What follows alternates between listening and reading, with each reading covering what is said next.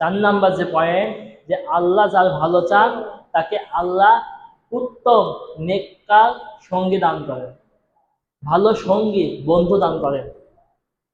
আল্লাহ সুবহানাহু ওয়া তাআলা সূরা তাওবার মধ্যে বলছেন, ইয়া আইয়ুহাল্লাযীনা আমানুত্তাকুল্লাহ ওয়া কুনু মা'আস সাদিকিন, হে বিশ্বাসীগণ তোমরা আল্লাহকে ভয় করো এবং সত্যবাদীদের সঙ্গী হয়ে যাও।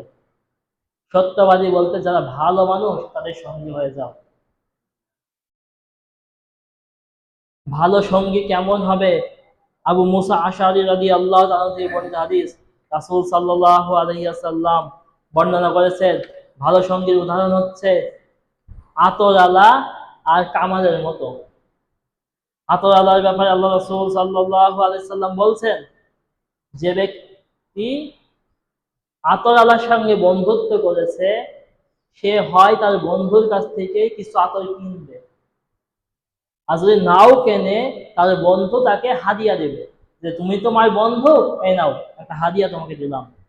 আর যদি তাও না দেয় অন্তত তার সাথে থাকতে গিয়ে আতরের কিছু সুগন্ধি পাবে। আচ্ছা বলেন তো, একটা লোক যখন আতর মেরে বাইরে বের হয়, আতর লাগিয়ে বের হয়, তখন কি তার পাশ দিয়ে যে চলে সে সুগন্ধি পায় না? তো বলছে সে তার বন্ধুর সঙ্গে থেকে যদি সে আতর নাও কেনে, হাদিয়া নাও পায়, তাও কি গন্ধটুকু সুগন্ধিটুকু পাবে, এটা তার জন্য উপকার। আর যার খারাপ সঙ্গী তার ব্যাপারে আল্লাহ রাসূল বলছেন তা হচ্ছে কামালের মতো। সে যদি কামালের সাথে থাকে, এই কামালের যে আগুনের ফুলকি হয় তার কাপড়কে পুড়িয়ে দেবে, কাপড়কে যদি নাও পুড়িয়ে দেয় অন্তত তার যে দুর্গন্ধ,